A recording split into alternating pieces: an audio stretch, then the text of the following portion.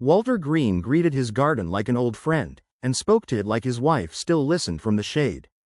He bent at the waist with a quiet grunt, brushing away a fallen magnolia leaf from the base of the lavender. It had bloomed early this year, not from anything he'd done, but because, as Ruth used to say, some things just needed to be left alone long enough to remember how to thrive. Walter still whispered her name sometimes while he watered the roots. It wasn't for her ghost. It was for the habit of saying things out loud in the mornings. Birdsong filled the air, soft and layered like a hymn. The sun crept past the porch awning, casting warm lines across the faded planks. He sat back in his wooden glider with his usual glass of sweet tea in hand, the ice clicking softly, and folded up the Magnolia Weekly. An article about a new walking trail got a quiet nod from him. The column about HOA citations did not. The gate creaked. Milo Jenkins arrived on his bike, his front basket stuffed with library books, and a single peach muffin wrapped in a napkin. "Morning, Mr. Green," he called out as he swung one leg over and kicked the stand. Walter smiled. "Morning, Milo. You finished the one about carnivorous plants?" "Sorta. The ending got weird. Did you know Venus flytraps don't digest everything? They spit out the parts they can't use." Walter chuckled, slow and low. "Sounds like a few folks I know." Milo settled on the bench beneath the fig tree, pulling out a thick book and peeling open the muffin like a ritual. Walter returned to trimming the rosemary hedge, tighter than usual today. He felt the weight of something approaching. Right on schedule, Karen Dillard appeared. She came from around the corner like clockwork, clipboard tucked under one arm, heels clicking with unearned authority. Her salmon cardigan was freshly pressed, and her reading glasses dangled from a gold chain like a talisman of correctness. She didn't wave. She never waved. Her Tuesday morning patrol was sacred, and interruptions were registered, mentally and often in writing. Her eyes flicked toward Walter's yard, lingering on the garden's far end. She stopped abruptly. There it was. A small ceramic fairy, no taller than a grapefruit, nestled near the creeping thyme. Its wings had dulled with age, the glaze chipped. Ruth had placed it there the year after her mother passed. Karen frowned. Her pen scratched across the clipboard. "Good morning, Karen," Walter offered. She didn't respond, only moved along, measuring flower heights with her eyes like a judge at a silent pageant. Milo gave a small wave. She did not return it.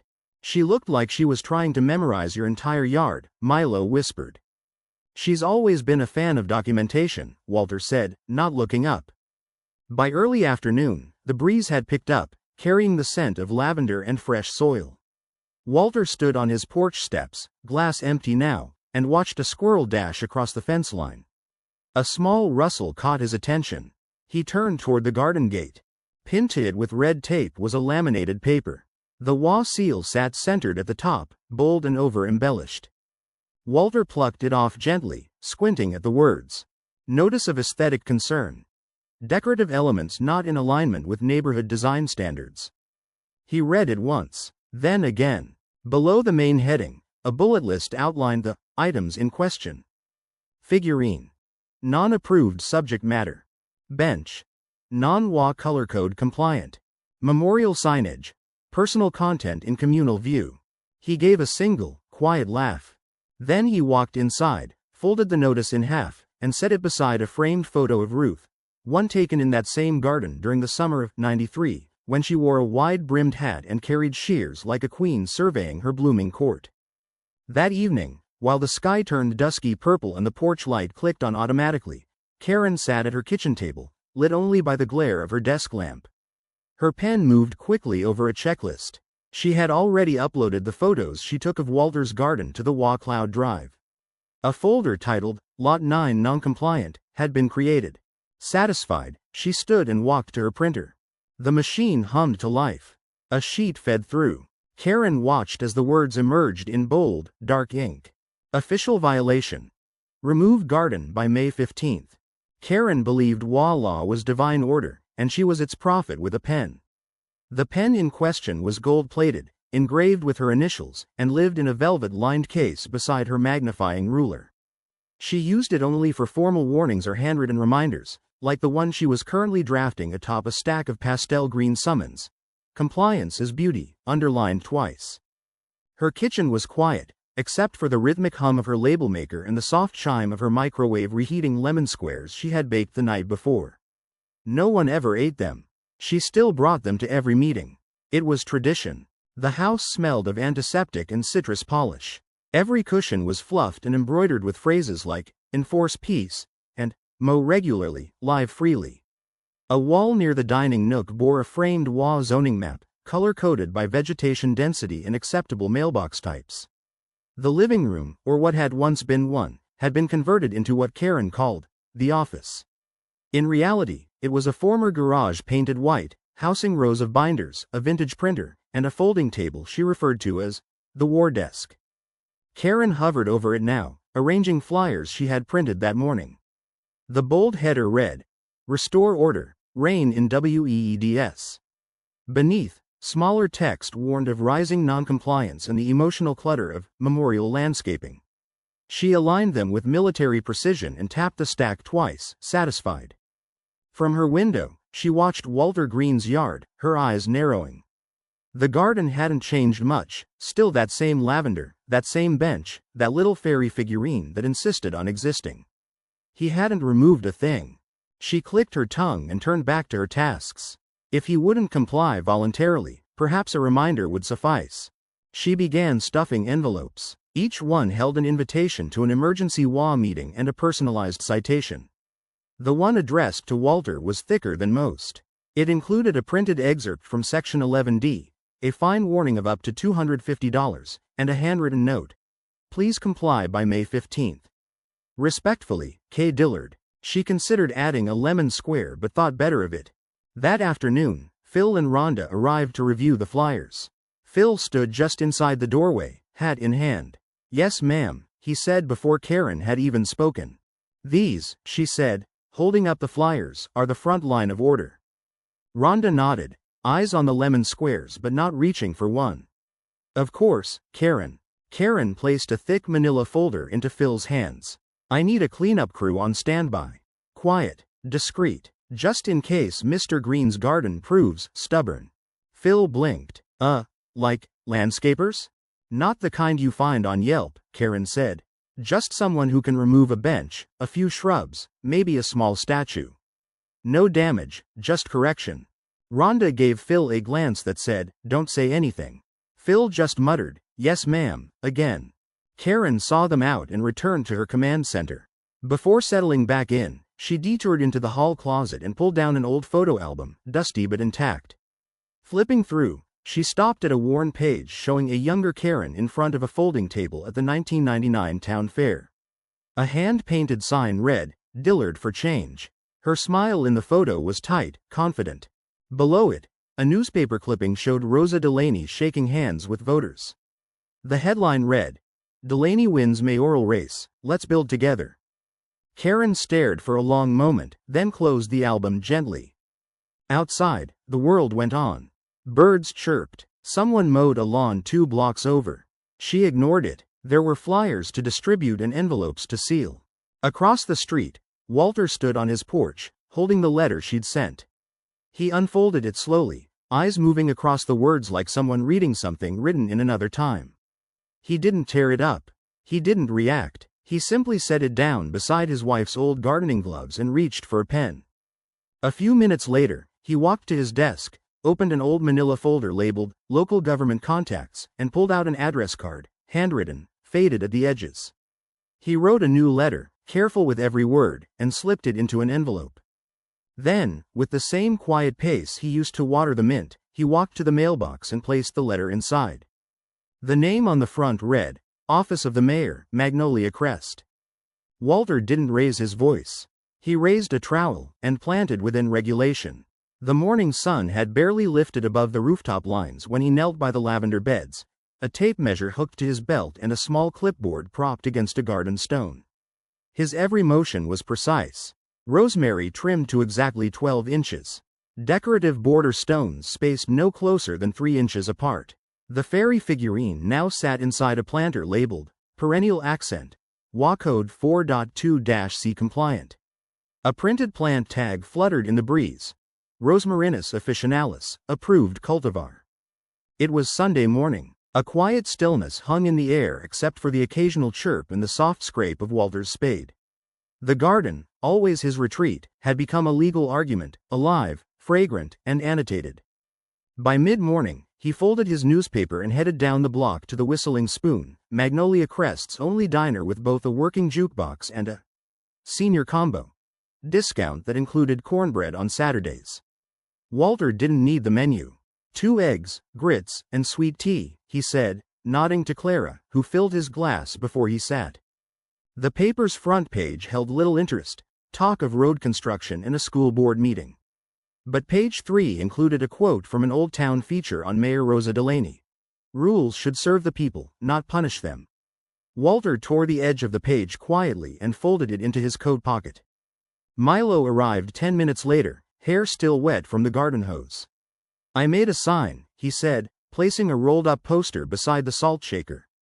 It says, "Save the garden." Want me to tape it to the fence? Walter shook his head gently. We'll make our case with actions, not banners. Milo slumped into the booth but ordered a muffin anyway. Back at his house, Walter spent the afternoon formatting a letter, typed on his old desktop printer with 3 working ink cartridges and one that always said, "Low." He addressed it formally. Office of the Mayor, Magnolia Crest Municipal Hall. He included photos of the garden, a list of plants with compliance codes, and a copy of the HOA violation with handwritten annotations in the margins. He CC'd the HOA, too. Before sealing the envelope, he added one line at the end. This garden has been my peace for 42 years. I believe that should matter. He walked it down to the corner mailbox, placed the envelope inside, and tipped his hat to the fig tree as if Ruth were still listening. Across the street, Karen was busy installing a fake security camera above her mailbox. It didn't work, never had, but the blinking red light gave her a sense of control. Her kitchen table was covered in flyers, folders, and a new project, a compliance checklist for decorative mulch. She hummed softly while gluing HOA logos onto envelopes. Then came the knock. It was the mail carrier, handing her a certified envelope with a gold stamp on the corner. She signed, eyes narrowing when she saw the return address, Office of the Mayor. She slid it open carefully, reading each word in silence. Her hand gripped the table harder with every line. He CC'd her, she muttered. She reread Walter's name, then looked out the window toward his porch. He was sitting in his glider, sipping tea, a small stack of HOA regulations in his lap. The garden behind him looked immaculate. He's using my own codes against me, she whispered. He's trying to prove I'm wrong, with the rules I enforce. She sat heavily, eyes darting toward the old zoning binder on the shelf. Her fingers twitched. Somewhere in her head, she heard her own voice from years ago. Rules are nothing without fear. Outside, Milo was setting up a small wooden box beside the garden, his new, little free library. It was crooked, painted blue, and held 5 books and a jar of bookmarks. He smiled as he placed a handwritten sign. Take one. Leave one. Karen appeared minutes later. No warning, just the sound of her heels on pavement and the rip of Velcro tape as she removed the box from its post. This is not a mailbox, she said sharply, but it still violates postal structure codes. Milo said nothing. His eyes filled, but he nodded. Walter stepped forward and rested a hand on the boy's shoulder. We'll build another one, with hinges this time. Later that evening, Walter opened his email and found a response from the mayor's office. Brief, direct. Mr. Green, thank you for your letter. Mayor Delaney will be attending the spring tour of homes on May 13th. No public announcement will be made. She appreciates your care for the community. He read it twice. Then he folded his glasses, stood slowly, and stepped onto his porch. Across the street, Karen stood at her window, arms crossed. She looked at the calendar pinned to her kitchen corkboard, then back toward the garden, and for the first time, her gaze wasn't filled with anger. It was fear. Karen wore her HOA sash like a general's ribbon, but her troops were 2 folding chairs and a clipboard. She had arranged them that morning beneath a small white canopy, the kind meant for farmers' markets or church bake sales. A small sign on the folding table read, Spring Tour Evaluation, HOA Eyes Only. Phil stood beside her with a camera around his neck. Rhonda clutched a clipboard but mostly stared at the lemonade jug sweating in the sun. It was the morning of Magnolia Crest's spring tour of homes, and the cul-de-sac gleamed with trimmed lawns and garden flags flapping gently. The scent of peonies and honeysuckle floated in the air. Neighbors had placed pots of petunias on their steps, polished their wind chimes, even waxed their mailboxes. Karen saw it all as the fruit of her enforcement, the order she had spent years cultivating. She began the inspection parade promptly at 9 a.m. sharp, walking at a pace that demanded attention. Her heels clicked on the pavement. Her clipboard was freshly labeled. Her voice rang out every few minutes in passive-aggressive delight. Oh, a ceramic gnome, bold choice. Or, mulch ratio, borderline, but noted. At lot 9, she stopped. Walter was seated in his glider, as always, tea in hand. The garden had bloomed fuller than ever. Lavender in arcs, labeled with plastic markers. A new rosemary shrub. A butterfly bush with 3 monarchs already visiting. The bench sat precisely 4 feet from the sidewalk. The fairy figurine nestled in a planter box marked seasonal accent, native species approved. Karen squinted. We're here to address a violation, she said, loud enough for porches to hear. This arrangement disrupts visual harmony. The bench invokes memorial sentiment, a prohibited emotional cue, and the figurine contributes to narrative clutter. Phil raised the camera. Walter didn't move. Could you quote the clause, please? Karen blinked. Section 11D. Emotional irregularity and its effect on shared landscape. Walter reached behind him and held up a laminated copy of the handbook. That section addresses wind chimes and inflatable snowmen. Not benches. Not plants. Karen flushed. I'm invoking discretionary authority. He raised an eyebrow. She scribbled something. You'll be receiving a unique citation, precedent setting. At that moment, a voice from the back spoke. And what exactly is the violation here? The crowd turned. A woman in loose linen slacks and a buttoned chambray shirt stood by the sidewalk. Her silver-streaked hair was pulled back into a low bun. A canvas bag hung from her shoulder. She carried no clipboard, no badge, just a quiet confidence that pulled the attention toward her like gravity. Karen frowned. This is an HOA inspection. Authorized personnel only. The woman stepped forward. Understood. But I'm just trying to understand what rule this garden broke.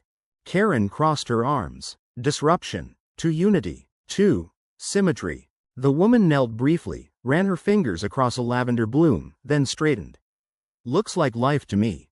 Rhonda whispered to Phil, is that? Phil's eyes widened. It is. Karen looked from the woman to the clipboard, then back again. And you are? The woman smiled softly. Rosa Delaney. Gasps didn't erupt, but air did seem to vanish. The name rippled quietly. On one porch, Mr. Jenkins leaned toward his wife and said, didn't she used to run the library?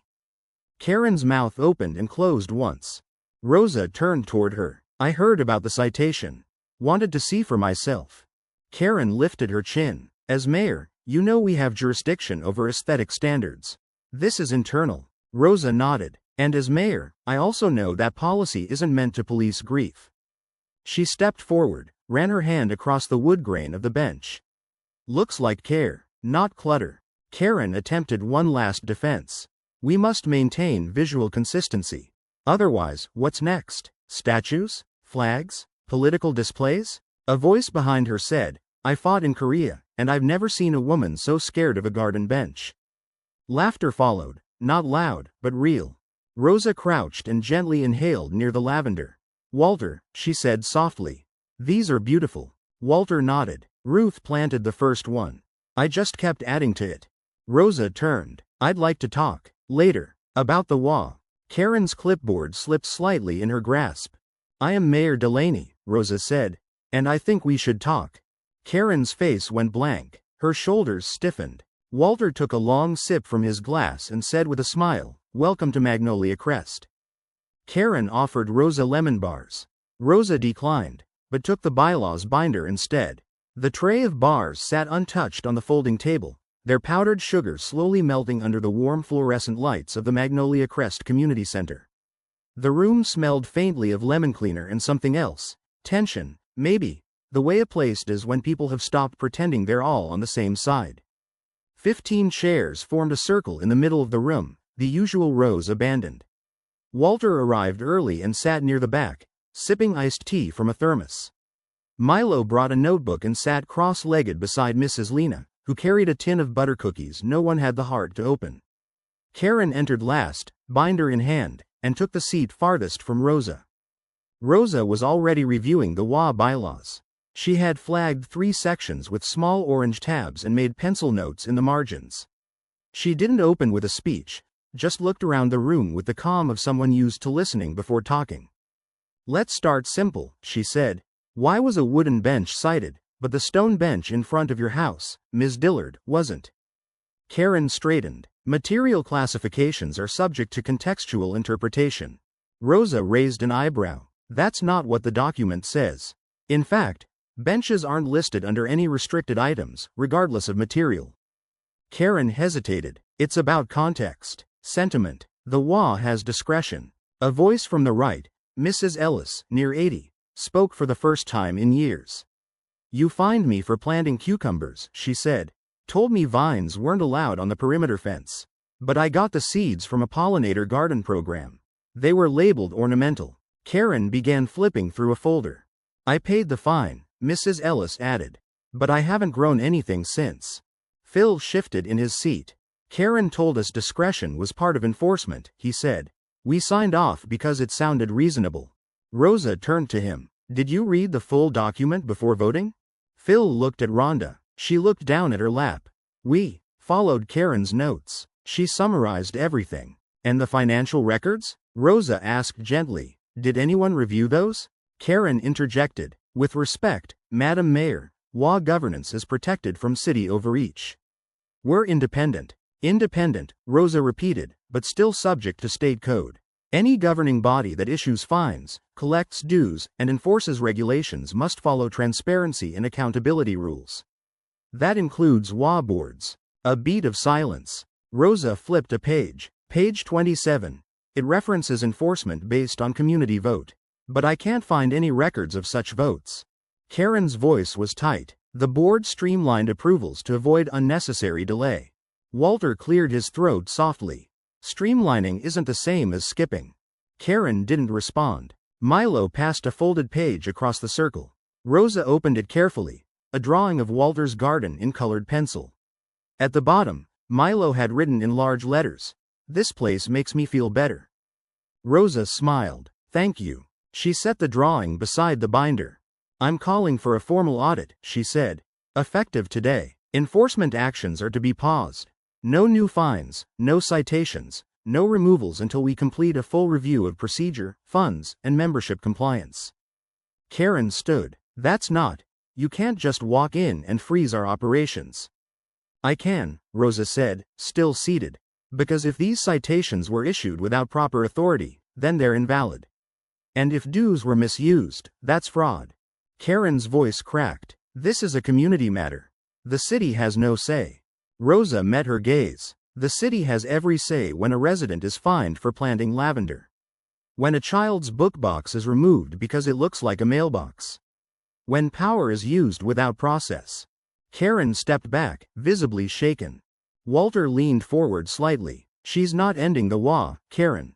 She's just making sure it works for the people again." Karen didn't sit down. Phil looked at Rhonda, then back at Rosa. "So, what happens next?" Rosa stood and collected the binder, gently slipping Milo's drawing between its pages. "You hold a vote. If the community no longer trusts its leadership, it can elect a new board.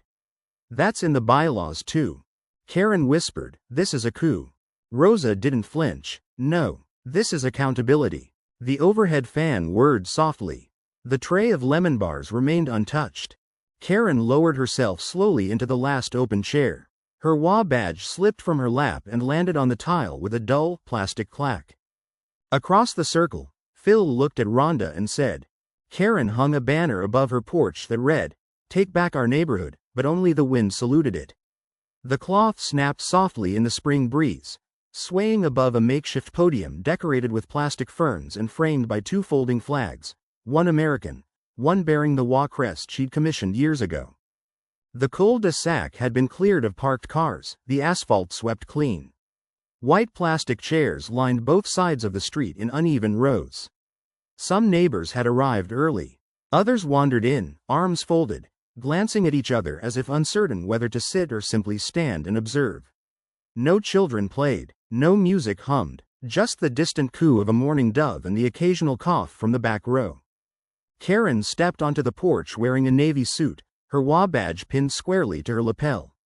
She adjusted the microphone, though it wasn't connected to anything, and cleared her throat twice before speaking. "I thank you all," she began, "for showing up today in defense of something precious, our standards." She gestured toward the laminated poster taped to the podium, a bullet list titled, "Community Decay Starts with Apathy." "We are gathered," she continued, voice shaky, "because our neighborhood, our home, is under threat. Threat not from outside, but from within. From a slow erosion of order, of dignity, of visual symmetry." Rosa Delaney sat in the second row, legs crossed, a small notebook resting on her knee. She wrote nothing, just listened. Karen continued, "For years, I have been the lone guardian of Magnolia Crest's charter. I have fought inflatable Santas in July. I have fined wind chimes that played off-key. I have," she paused, losing the thread. A few seats behind Rosa, a retired attorney named Mr. Pendleton raised his hand. Karen hesitated. "You just misquoted Article 14, he said, gently. "It addresses community newsletters, not structural aesthetics." Karen blinked. "I was paraphrasing." Pendleton sat back without another word. Karen lifted a printed report. "These are the violations I've personally documented in the past 6 months. Decorative wreaths past season, welcome mats with unapproved fonts, and one unlicensed lawn library." Milo looked down at his shoes. Walter sat stone still in the third row.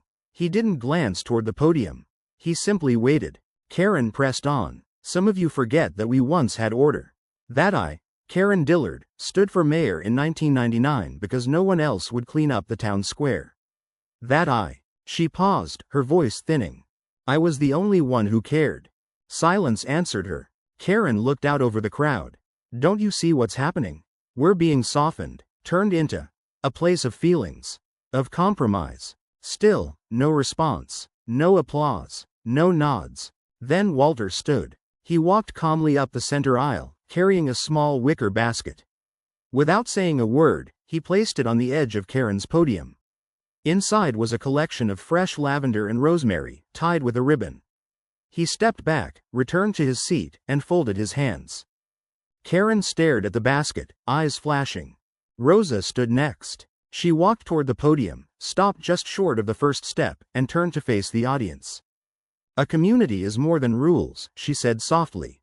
"It's care, it's grace, and it's time we let those lead." She looked toward Karen. "A vote will be held this Friday, in the community room. Everyone here has a voice. It's time to use it." Karen slammed her palm on the podium. "I will not be replaced by gardeners and bleeding hearts." The crowd remained still. Karen's breathing quickened. Her eyes scanned the faces, familiar, aging, silent, and found no anchor. From the back row, a man with silver hair and a cane said quietly, "We choose kindness, not control." The wind picked up again.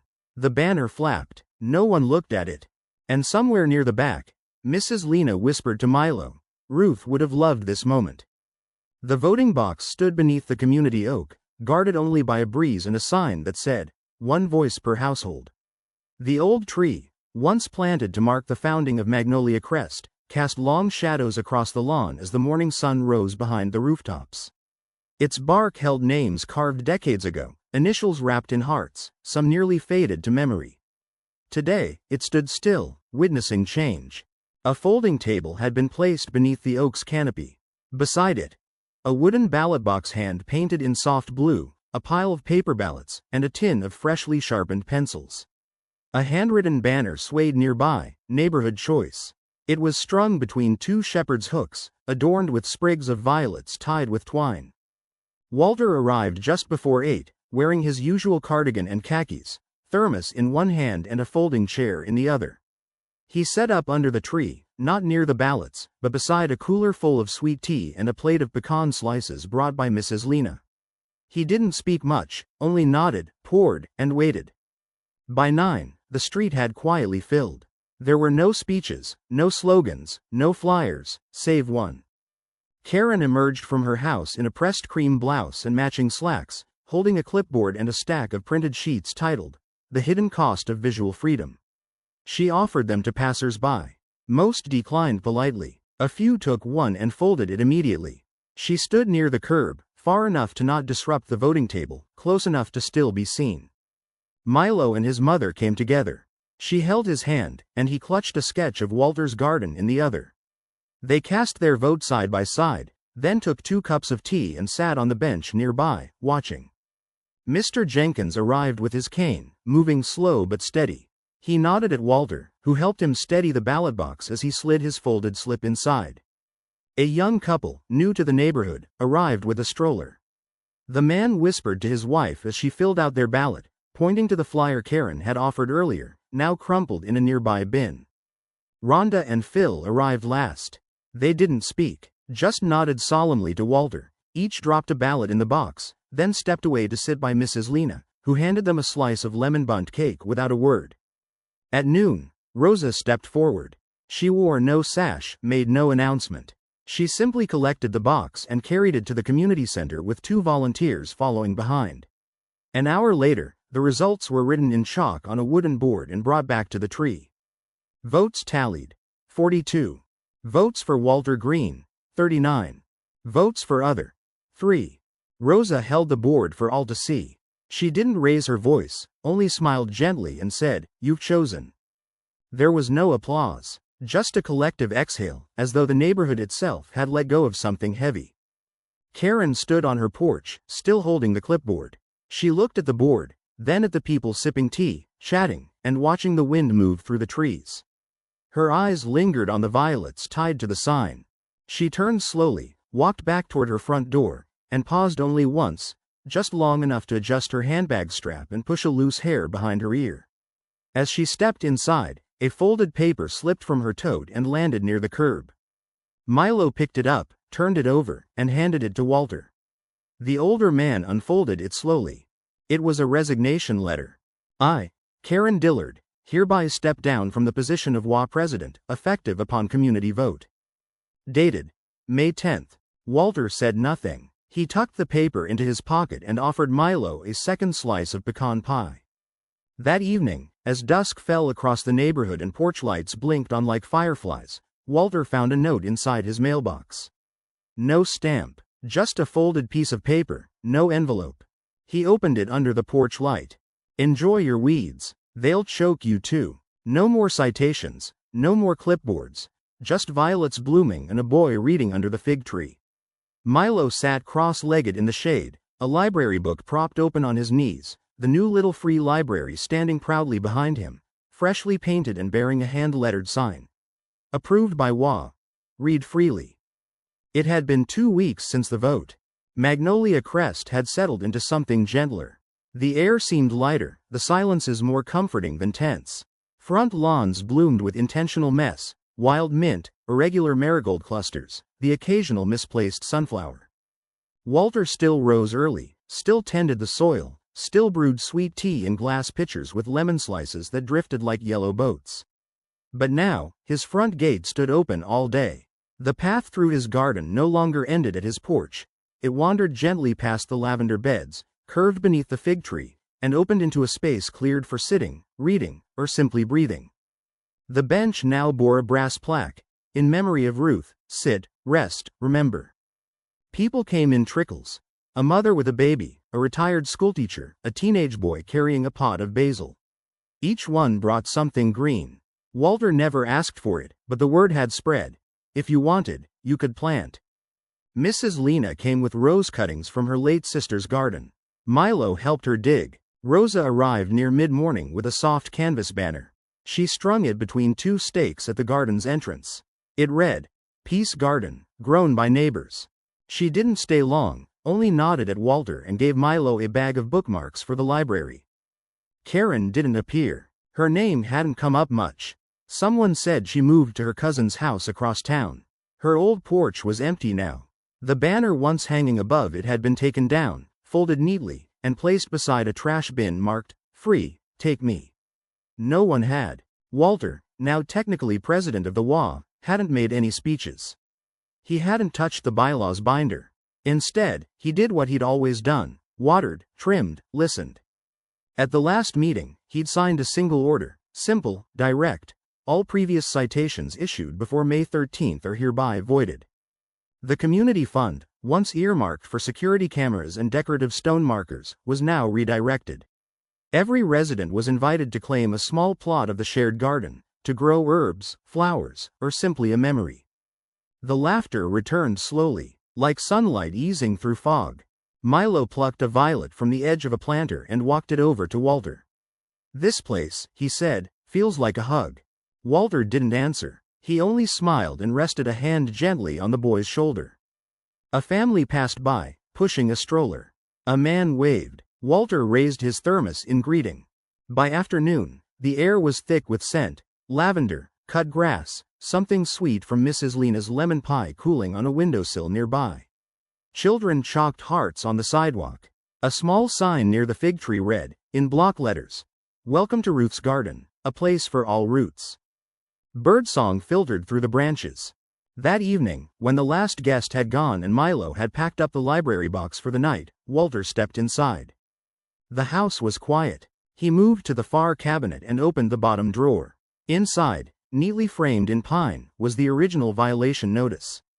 The red ink had faded slightly, but the uppercase words still screamed across the page: "Remove structure, in violation of HOA code." But someone had written over it in blue fountain pen, a soft, sloping script. "Let it grow." Walter smiled, just once, and closed the drawer. Outside, the wind moved gently through the rosemary. A bird chirped, and from down the block came the distant sound of children laughing. Of all the changes that came to Magnolia Crest, none were louder than the silence that followed Karen's departure. A silence filled not with fear, but with birdsong and the rustle of neighbors planting side by side. In the end, it wasn't a courtroom or a confrontation that restored peace, but a bench, a bookbox, and a boy under a fig tree. When rules are used to protect, they help things grow. When twisted for control, they wither what they claim to defend. Perhaps all it takes to reclaim a neighborhood is one steady voice, and the patience to let the violets bloom.